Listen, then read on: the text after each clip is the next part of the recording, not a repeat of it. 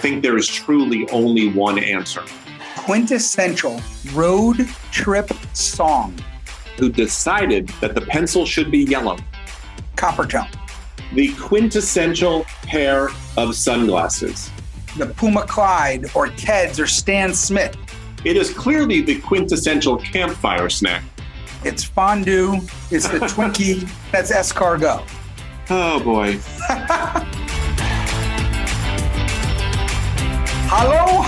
Hello, everybody.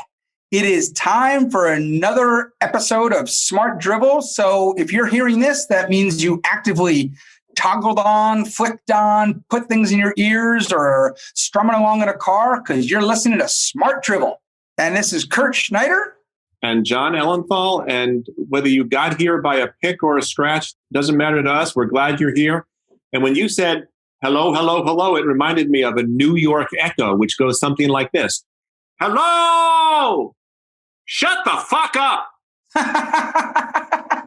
Yeah, I've been on both sides of those echoes in New York. No doubt in my mind, Kurt. So we have a great topic for today, courtesy of my wife, Suzanne, who has a wonderful book called Quintessence. And it lists a number of products and things in our culture that are just the perfect example of something, of a category of things. It's just right. So it's the purest, most concentrated form of something. So we're going to pick a bunch of different categories, and you and I are going to opine of what we think the quintessential definition of that category is, what represents that category in its purest sense. Do you want to kick us off by a quintessential fill in the blank? Yep. And I'm going to make this real easy for you and all of our listeners. Jon, what do you think is the quintessential cocktail? Okay, so this is the most predictable thing you've ever said. Yep. And that's saying something. And actually, in this one instance, I think you're actually right.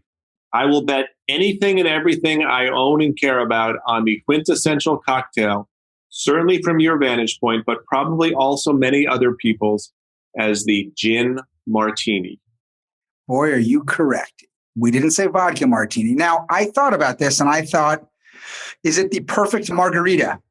Is it a cold beer on a hot day? Is it a scotch with one big rock? Is it a Negroni? Oh boy, I love Negronis. But I think if we're talking about the category definition, the quintessential object in this category, it is the gin martini. I think the book that I referenced earlier agrees with you. In fact, the first product in the book is the martini. I will read you the intro because it will probably titillate you, Kurt. The martini.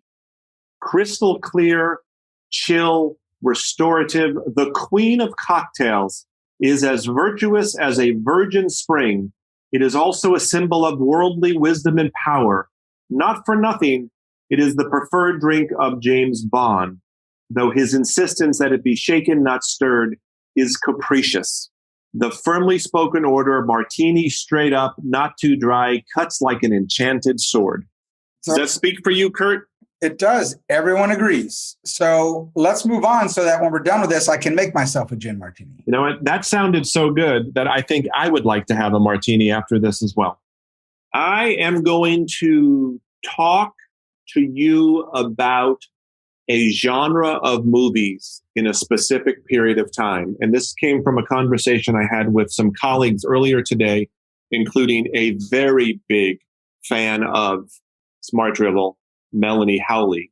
We discussed the quintessential disaster movies of the 1970s. And we narrowed the list down to The Towering Inferno, The Poseidon Adventure, Earthquake, and Jaws. Now, if you remember Earthquake, you remember they wired the movie theater in something called Sensurround so that you could actually feel the earthquake when it happened? I'm guessing you don't, because I do. I read micro expressions.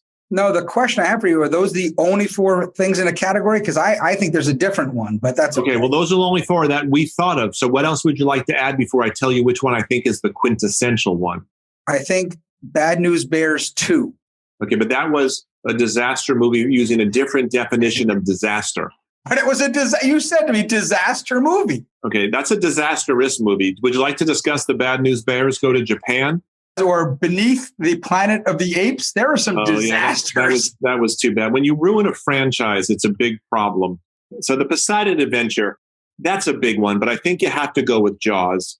And not only is it the quintessential horror movie or disaster movie of the 70s, it's also Melanie's favorite movie of all time. Well, I also think you're right if you're going to be that strict definition that The Bad News Bears 2 cannot be disaster. But back to your point, Jon, I'll agree with you on Jaws because I think it is a universal fear. Everyone has been swimming or on a boat. Not everyone's been, in a cruise ship for Poseidon Adventure or part of Earthquake or one of these other things. So I think it is something that lurks inside everyone. So I'll give you a different category myself now. Okay. What do you think is the quintessential road trip song? Oh, my goodness. I'll give you some thoughts I have. All right, please do. I'm going to need a list here. Well, one that you would think that a lot of people would say is On the Road Again by Willie Nelson. Okay, that seems editorially tight. Traveling Band by CCR. 737 coming out of the sky. Won't you take me down to Memphis on a midnight ride? I want to move. Great song. Ramblin' Man, Allman Brothers. Okay. Sweet Home Alabama, people put in when they're getting on a road trip. But I thought of all those. And for me, the quintessential road trip song is The Wait by the band. Okay, you want to sing that one too? I rode into Nazareth, was feeling about half past dead. I just need some place where I can lay my head. Hey, mister, can you tell me where a man might find a bed? He just grinned and shook his hand. There's no way we can fix this in post-production, Kurt. It's just going to have to be that.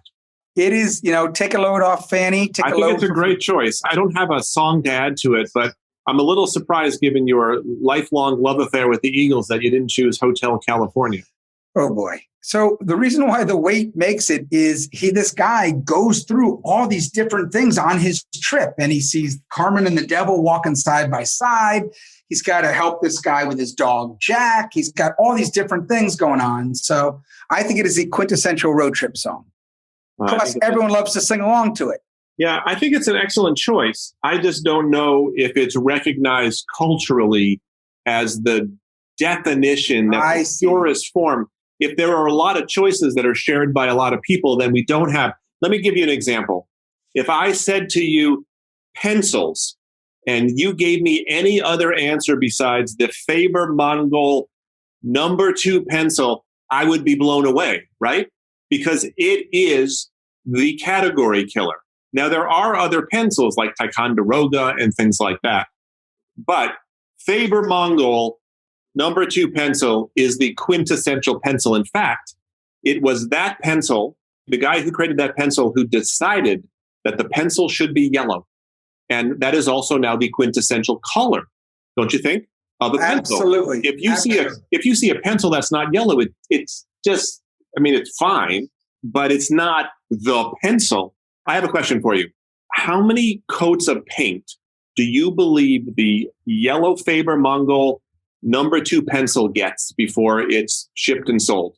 Well, I'm a nibbler on pencils and pens. I've gotten better over time, but I used to eat them nonstop. And I got a lot of that paint chips in my mouth. So I would say 8 layers of paint. They take great care here to avoid it chipping or splintering. But I don't think many pencils made of soft wood could withstand the human jaw. 13 coats of paint on the yellow pencil. That's pretty amazing, isn't it? Are you the kind of person who bites off the eraser, Kurt? No, I don't touch the eraser. It reminds me of Charlie Brown. Didn't he fall in love with that little girl with the something hair and her pencil dropped once? And Marcy? No, it wasn't Marcy. His pencil dropped and she didn't have a name. He picked it up, her pencil, and there were her teeth marks in it. And he was in love with that. Well, you know what? It sounds like you and Charlie Brown have a lot more in common than I originally thought. By the way, it takes 5 pounds of pressure to pull the eraser off with your teeth. I have pulled it off, but I don't nibble on the eraser. But all right, well, that's good to know. I think we've all learned something about you today that that makes us all feel closer to you. So that's a win. But that's an incontrovertible, pure. That is the pencil. The first magic trick we all did was when we made your pencil look like it was made out of rubber. Okay, so what do you think is the quintessential writing instrument? That? Perhaps the fountain pen, although that's probably gone out of style. There's a fountain pen. There's the feather. Yeah, but I think obviously what is deemed quintessential changes as time goes by. I would go with a ballpoint pen, blue ink, medium. Might be a Bic. Yeah, so I mean, I think the Bic pen, from an American standpoint at least, is probably the quintessential pen. Everything has become so specialized, and there are product extensions ad infinitum now. But when you and I were growing up, the quintessential suntan lotion was what? Coppertone. Coppertone, exactly. Remember those ads of the little girl and all that kind of stuff with the dog nipping at her? But Coppertone was suntan lotion. The Lacoste shirt was the polo shirt, right? Give me another category. World leader. The quintessential world leader. You want to define an era? Because that's definitely changed over time. Nope. Go ahead. In history. In history. Yeah. Alexander the Great. Yep. The guy with the Mongols. Genghis Khan. Genghis Khan. Charlemagne. Would Caesar make the list? Yep. Constantine. So you're good on all these, but in my mind, there's one. Quintessential. Please. And again, I applaud you for saying what period of time, because for this time, for these 5 years, this guy represented and did things that made him the quintessential definition of the category world leader. And I'm talking of Winston Churchill. 1940 to 1945. In those 5 years, he saved the Western world. He saved democracy. One man was responsible for it. I have no quibbles with Winston Churchill because of the stakes and the fortitude and the ability to persuade and inspire and soothe with his rhetoric. I have a book of Winston Churchill's speeches. Me too. Ready for this one, which is probably his most famous, but boy, it actually is as true today as it was in 1940. Okay. Never give in. Never give in. Never, never, never, never. In nothing, great or small, large or petty. Never give in, except to convictions of honor and good sense. Never yield to force. Never yield to the apparently overwhelming might of the enemy. This gives us more depth as to why you chose Winston Churchill, if I recall correctly, as one of your dinner party guests back around episode 10 or 11. I believe you invited him to our dinner party. So that's a little callback. If you haven't heard the dinner party episode, I can say that is among our favorites, Kurt, right? We're going to repeat it was episode 11. Kurt, the quintessential pair of sunglasses. Ray-Ban Wayfarers. You're very close. And when we were growing up, there were Varnays and Wayfarers and the Ray-Ban Aviators. The stray cats were very popular, which only reinforced the Wayfarers. But I believe that as you just said, the Ray-Ban Aviator is the quintessential pair of sunglasses. And it goes back to the early 1900s. In fact, since the 1930s, American flyers, Air Force folks, have been wearing them as they fly off into the wild blue yonder. And during World War II, all Ray-Bans produced went exclusively for military use. Awesome. And then you put that on someone's face and you realize that MacArthur, he wore the Tom Cruise in Top Gun wore them, paying homage to the Flyboy history. And now you have the president, Joe Biden, who I believe wears those as well. Not only are they the quintessential sunglasses, but they have been an enduring quintessential sunglass since the 1930s. Why do I feel like Steve McQueen wore them too in movies, right? I wouldn't be surprised if Steve McQueen wore them. In fact, let's just say that he does. Oh, some other little fun fact about the earlier versions of the Aviator. They actually were filled with 12 karat gold when they were originally made. So if you have an old pair, Kurt, you might want to hang on to them. Right now, they're just gold plated on the account of the cost of gold. I think I got many of the rip-off pairs you could buy in the gas station for, $5 that the arms fell off very quickly and they looked too big on your face. Yeah, those were not the real quintessential version. So let's stick with that category, fashion, and something else. What's the quintessential sneaker? First thing that comes to my mind is the Chuck E. Tees, the Converse Chuck E. Tees. 100% agree. I thought about this and I thought, could it be Air Jordans?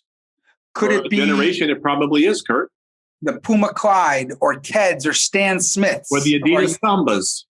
But always come back to Chuck Taylors. In fact, all basketball players used to wear these. And by the way, if you ever and it's got to be high top Chuck Taylors. And if you put them on, those canvas sides are not too supportive. I don't know why they didn't roll more ankles, but absolutely Chuck Taylors. In fact, I wore a pair of red high top Chuck Taylors through Europe for 2 weeks in 1986. Yeah. Could I have looked more American? No. I don't think it was the sneakers, my friend. How about the Hershey's Kiss? That's a quintessential product, isn't it? So that's an interesting thing because I was thinking about that category too of candy and quintessential. I thought of that. I thought of Butterfinger. I thought of Snickers. Yeah, I don't think those are great. I don't think they occupy the same. They're not in the pantheon. They're in one level below the pantheon. I think the Hershey's Kiss, its shape, its simplicity, its wrapping, the fact that it's been around since the early 1900s, I think that is a quintessential candy. All right, I would have said Reese's candy. I think you can make a case. Peanut butter cup. I think you could totally make a case for that. I also think you've mentioned in earlier episodes the perfection of the M&M. Yes. And how it was originally created as a ration for the troops because it didn't melt if you were on tour in Africa during World War II. I think M&M's is up there as a quintessential American candy. So let's stay with food. Okay. Quintessential, we've said quintessential American sneaker, sunglass, candy, because we're Americans, we'll keep going. Quintessential American food. And it really, I think there's only three choices, right? It's fondue, it's the Twinkie, and it's escargot. I think you get a lot of people who would say the s'more, which is, I believe, uniquely American, has a place among the quintessential. It is clearly the quintessential campfire snack. So maybe the Hershey's bar, chocolate bar, instead of the Kiss could have been that one. I don't think it's instead of. I think the candy bar is different than the candy Kiss. It's a bite size versus a multi-bite thing. I'm going to draw a distinction between the number of bites it takes to consume something. I think the Hershey's bar is as quintessential a candy bar as we've got. And for me, that's more so than either Butterfingers or Snickers, which are clearly enormously popular. Agreed. So what is the quintessential American food? I think we have three that we can choose from among. I think fondue was probably, it's a quintessential symbol of the 70s. Yeah. And of people in Switzerland. Yeah. And Austria where they have out. So how about, I'll give you three. The hot dog, pizza, the cheeseburger or hamburger. Of those, I would go with the hot dog very, very narrowly over pizza. Funny, and I would have said the hamburger or cheeseburger because it represents America. Yeah, I think they both do. I think it's hard to separate and parse hot dogs and hamburgers when you're talking about their place in American food culture. I'll give you certainly hot dogs in an arena is the quintessential arena food. Yeah, it's the quintessential, just like the quintessential fair food would be cotton candy. I think I think cotton candy would be on the list of possibilities. I think corn dogs would. I think funnel cakes would. I think foot-long chili dogs would, cotton candy. But I think the corn dog is probably the quintessential fair food. And Cracker Jacks, baseball, popcorn, movies. But I would say cheeseburger for overall quintessential American food just because it represents America in all of its layers. All right. So any one of those, I think you could make a strong case for. But in this next category of food, I think there is truly only one answer. And that's the ultimate quintessential kind of thing. What is the quintessential hors d'oeuvre? So easy. Yeah. Pigs in a blanket. That's it. There's no debate there, is there? None. Just like Levi's, even though the world has changed quite a bit. in the last 20, 30 years with jeans. But Levi's was the unquestioned, quintessential only choice for blue jeans. All right. You got one? Who is the quintessential villain? Like Hitler kind of thing? Or are you talking about fiction? Well, I think both. So I'll give you a couple. We can decide that when I was thinking about this.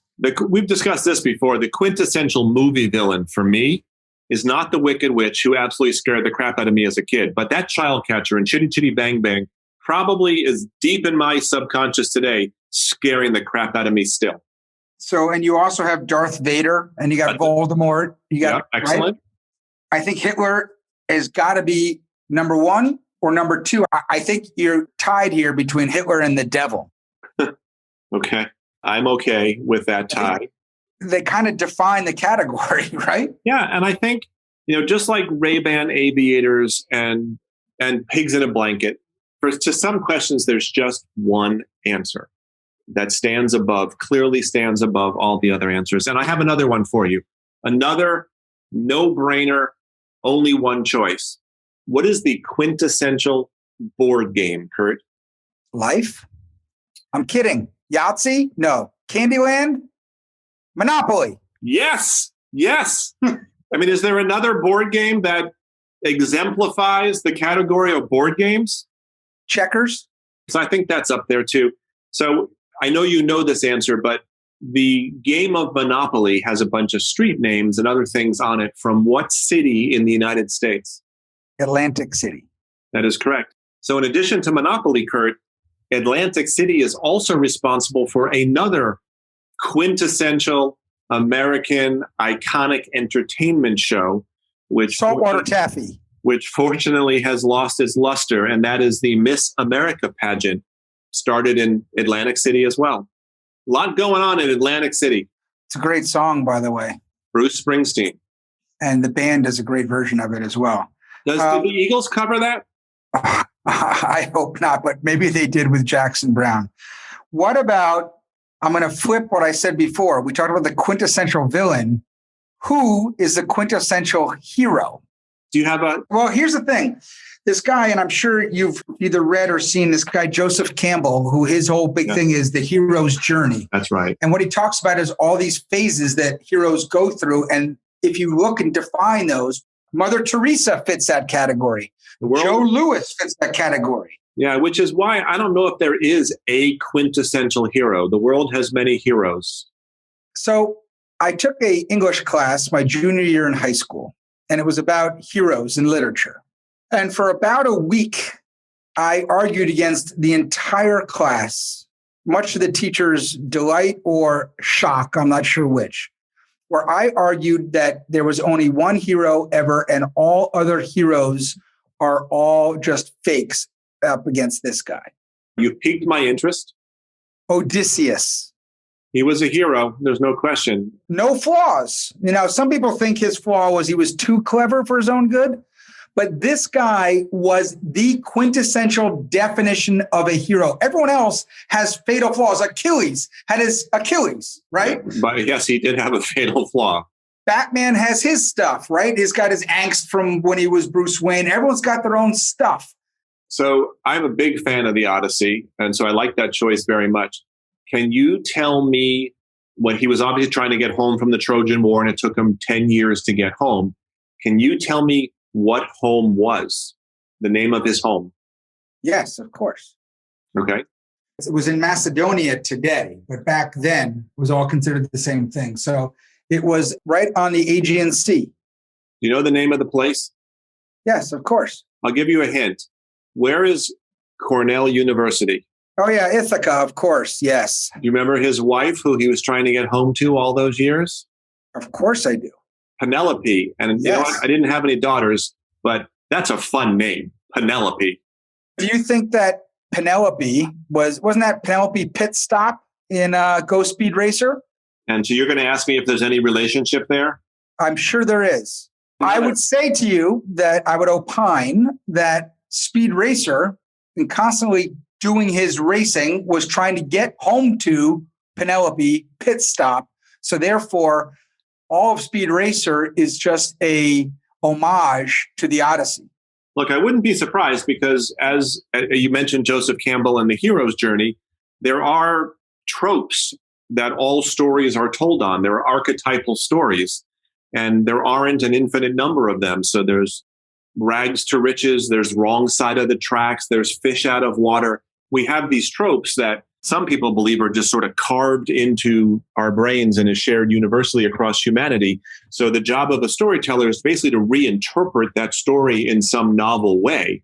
And so it's not a surprise that these stories, we continue to see the same stories unfold, although with different characters and different circumstances.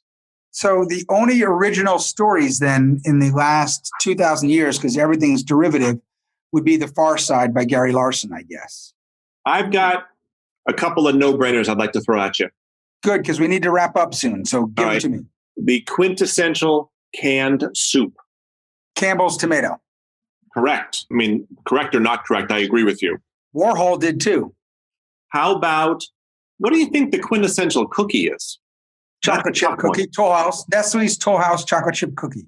I would have that as one of two candidates, and I don't know the answer. I think the other would be the Oreo. Sorry, it's Nestle's Toll House cookie. All right, my last one for you, which is another unarguable. What is the quintessential motorcycle? Indian. What you talking kidding. About? Harley Davidson. Oh, boy. Indian motorcycles have made a comeback. They're pretty good, but the quintessential is, of course, Harley Davidson. What is the quintessential tattoo? Mom. Right. This has been fun. I hope everyone has enjoyed this episode discussing all of these quintessential fill-in-the-blanks. Kurt and I will be back next week with another new episode of Smart Drivel. And I have confirmed that episode 11 was indeed the dinner party, which Kurt and I both highly recommend. Kurt, do you have any final words? Give us your thoughts on quintessential, please. The fun thing about these categories is it should be an interactive podcast. Give us thoughts back because we need it. Argue with us. Tell us we're idiots. We love it all. Okay, goodbye, everyone. Goodbye, everybody. See you next week.